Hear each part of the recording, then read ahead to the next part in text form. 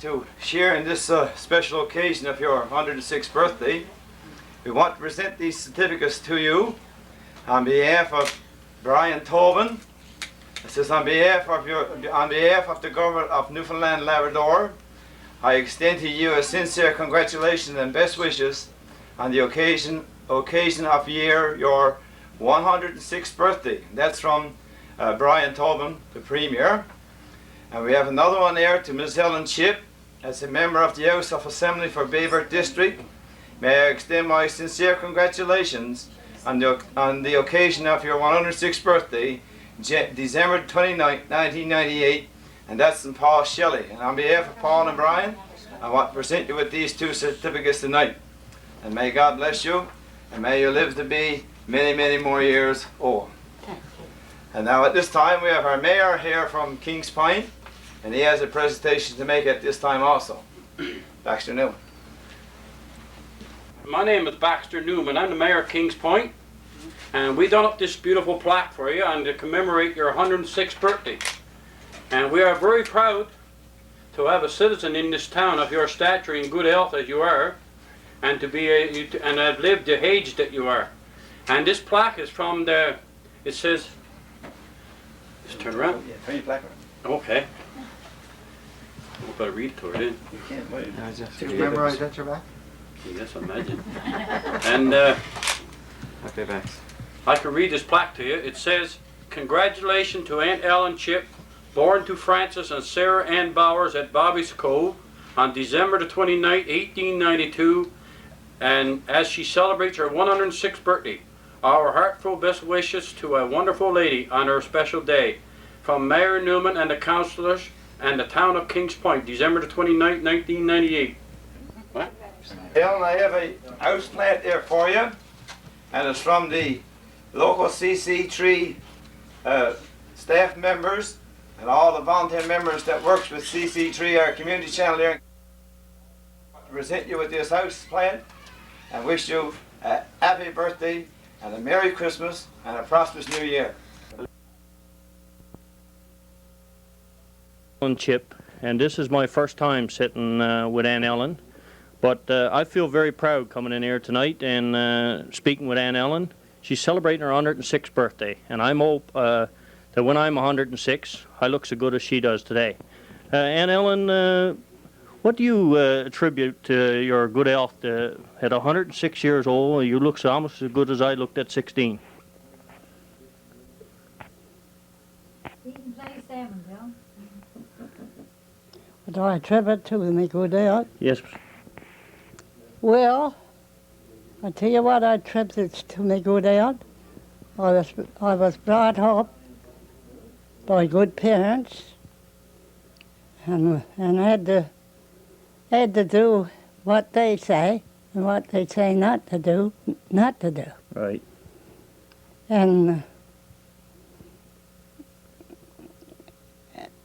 And I didn't dare disobey.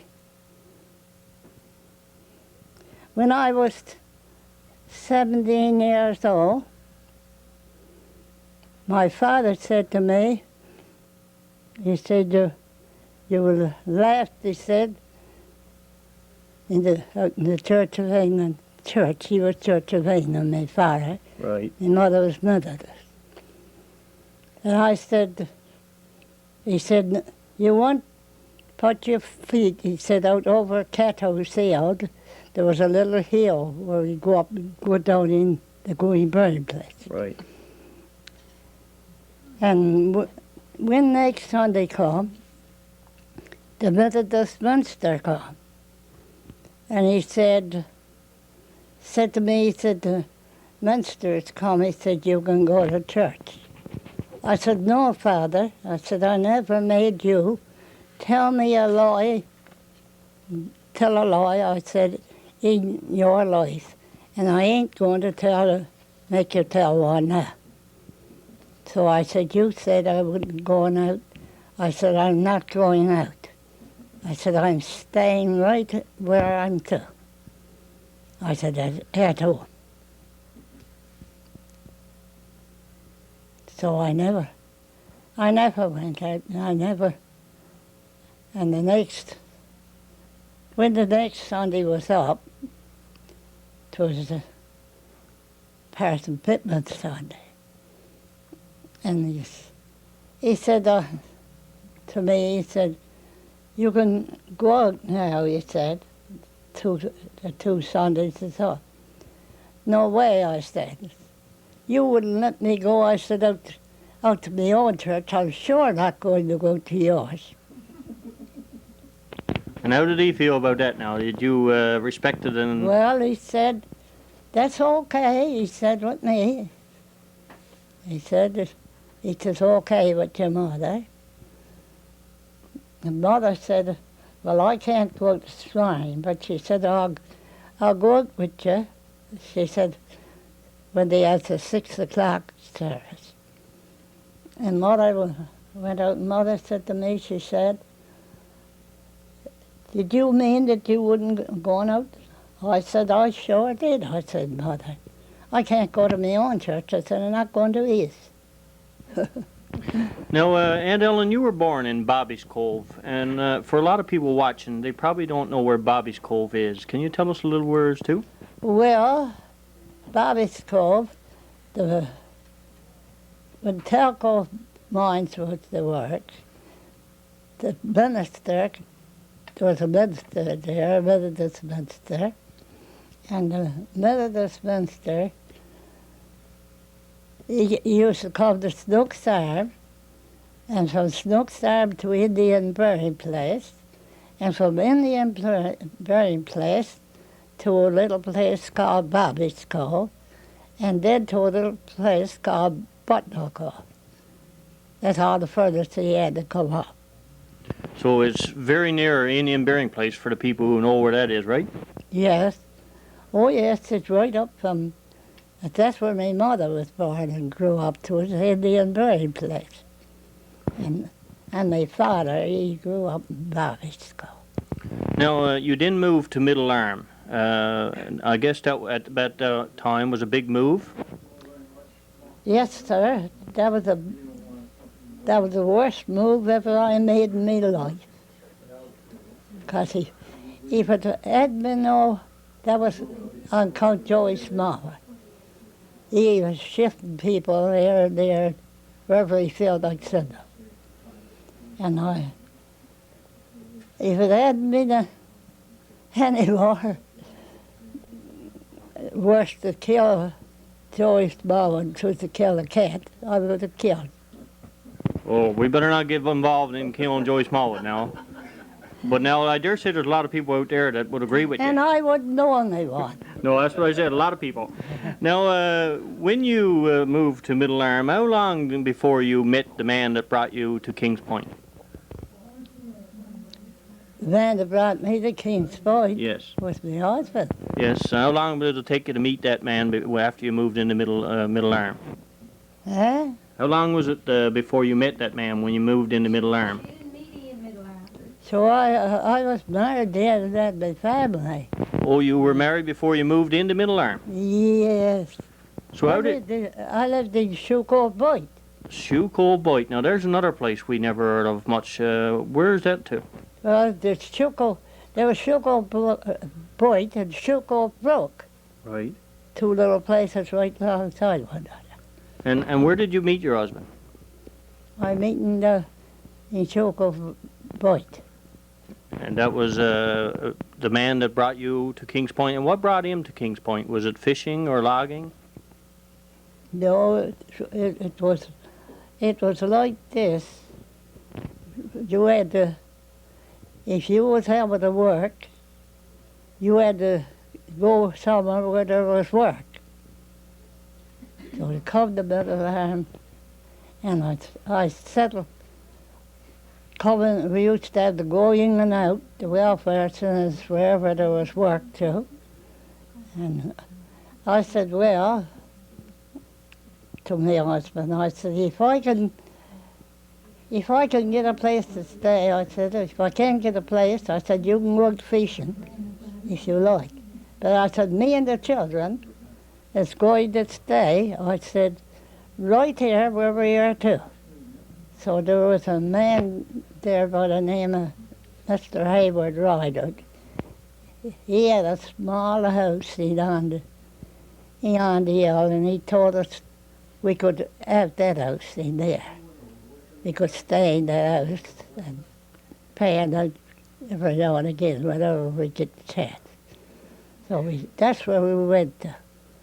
And the youngest daughter was 5 years old. That Stella was married to Palmer. Right.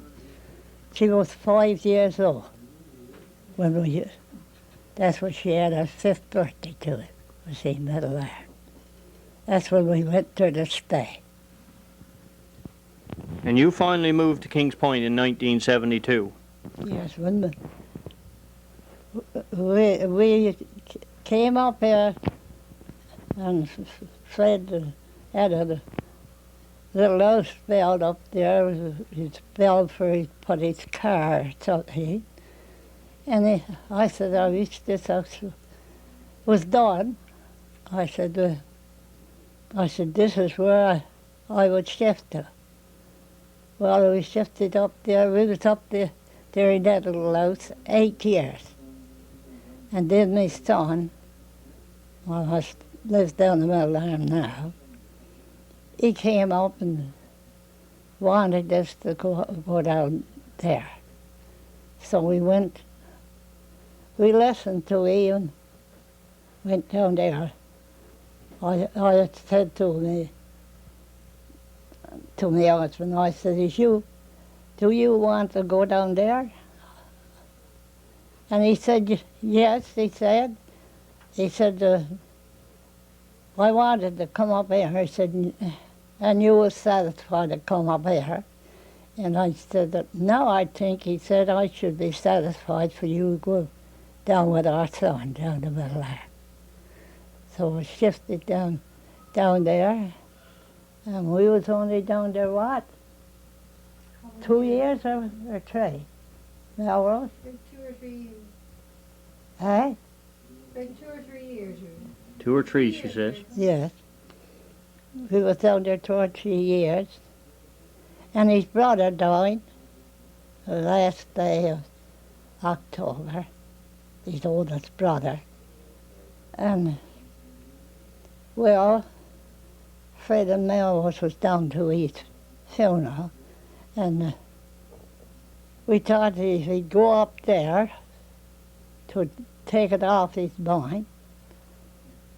And instead of that, he went up there and he's up there so long with them and didn't take it off his mind at all. He wanted to come down again.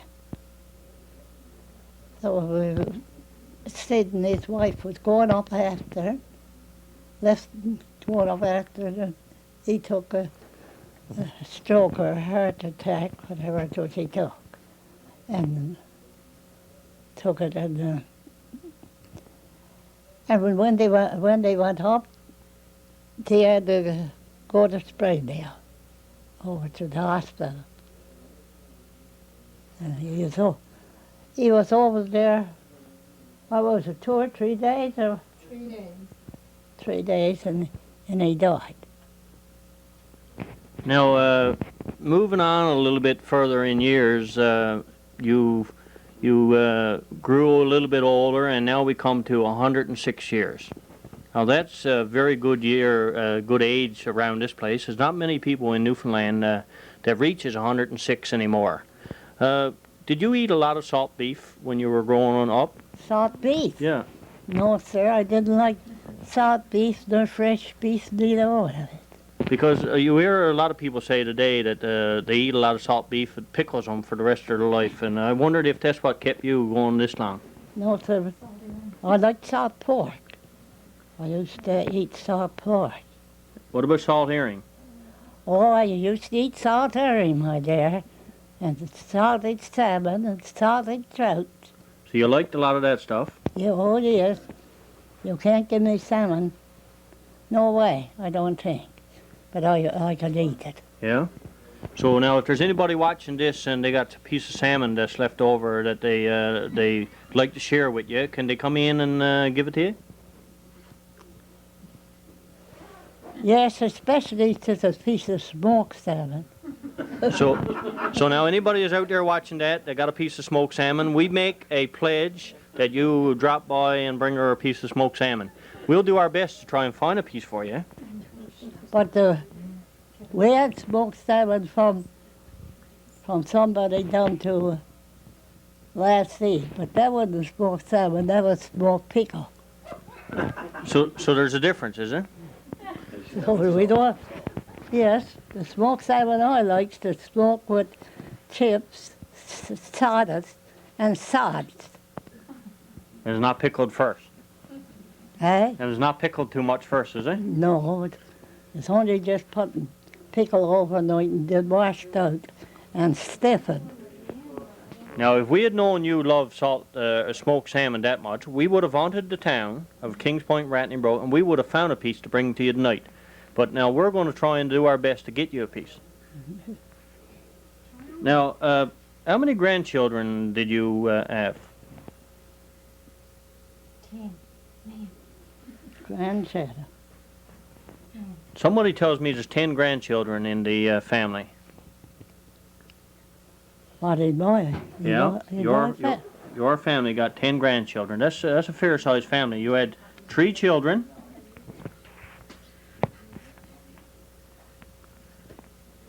Well, some of them I was on time they starts. Yeah. Now, there's also 23 great-grandchildren. Yeah.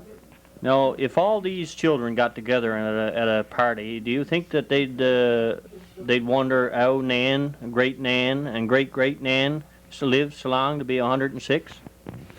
Oh, yeah, yes, I guess they would. Now, I don't know if Melrose can hear us, but in the background there, I wonder if she could tell us, sing out and tell us how young the youngest one would be compared to your age. Youngest grandchild. Great-grandchild. Great-grandchild. Oh, there's even 4 great-grandchildren. So that makes it even a lot larger. She's 105 years older than the youngest. Great-grandchild. So the youngest one is about 1 year old, and you're 105 years older. That much older. Yeah. Now, we came here tonight and we watched a lot of presentations to you from the Premier of our province. Is this the first thing that you have ever received from the Premier of Newfoundland? No. No. You received a plaque or a certificate before, right? When she was 100 years old, she got. When you were 100. Now, we won't mention Joey because you didn't like Joey, and Joey at that time was the Premier, right? If Joey was alive today, do you think it would be great to shake Joey's hand even though you didn't like him at that time? Well, way to be with me. I likes to everybody now. Right. And ever got that kind of a love now. Right. Trying to live a better life, living for the Lord. And when you are living for the Lord, you can't eat anybody till you're not right. Right. Now, we also had a presentations from the MHA and the Mayor of Kings Point on behalf of the Council. Do you think that this is something that the Kings Point Council should do on a regular basis to present plaques to people of elderly stature in our community? Well, that's up to themselves. I can't speak for them. Now, did you ever, up and through the years, did you ever think about running for a council? I know you can't do it now, and probably might be a good thing even if you did it now, because you might know better than a lot of the mayors and the people we got there. No, sir, I never thought about running for a council. Now, we got the mayor laughing, so we're doing a pretty good job. And he's even if he's even out there worried now because he's figuring you might run at your age and take over his job. Anything to that? No, I don't think I will now. No. I think I'll pass that on to somebody else. So he's safe now, is he? Yeah. Now, we also, I'm sitting right behind this beautiful plant that Wayne presented to you on behalf of the Community Channel. And we understand that you watch the Community Channel on a regular basis. Anything to that? Huh? Do you watch the Community Channel? No. Regular bit, No, I don't. I don't watch much on When church on is TV. Most times she was is when church was on. So you're going to have to tune in on a Wednesday night. Now, we'll let you know when this is going to be aired, so you'll be able to watch it on the Wednesday night program, okay? Okay. Now, before we let you go, we'd like to come back sometime that you feel comfortable and just turn on the community channel cameras and you tell us some real nice stories. I know this is not the day to do it because it's your birthday, but sometime you feel like in a good chatting mood, send Rob down there someday or Sean and just turn on the camera and you tell us a few good stories. Do you think that might be possible? No, sir. I give up telling stories now. Well, at 105, 106 though, you must have some stories that would be of interest to a lot of the younger people out there. Do you think you might think about it? No, sir. I don't think. Don't think I have anything to do with stories now. Okay. Now, thanks for letting us come in and having a bit of your birthday party and your presentations with you. And like Bax said and Wayne said, hopefully you'll live to be another 106. But then there'll be somebody else in here interviewing you, and it won't be Brian Tobin making a presentation to you on that behalf. No, no, sir. Now, not a lot of people around here calls me sir. They'd rather call me more things than sir. Yeah. That's like Paul Shelley. Paul Shelley told me I shouldn't call him Shelley, Mr. Shelley at all. I had to call him Paul. So Yep. That's what I call him. Yeah. Paul. And Paul Shelley he was here yesterday and visited you, right? Yes. And what do you think of the man Paul Shelley? Oh, it's number one family. Number one man, is he? Yeah. So hopefully when Yeah. hopefully Paul will watch this now and won't swell his head a little too much knowing he's number one with you. Yes, sir. I got nothing at all. No complaint to put it against Paul Shelley and his family. He got a lovely family. Did he have his family with him yesterday on the way through? Oh, yes, he had his family here. Then put his family, all his family, was it? Yes. Yes. Now, before we leave you, can you look straight at Rob over there and tell the people out there in Kings Point, Ratney Brook, how important it is to live the type of life that they should live?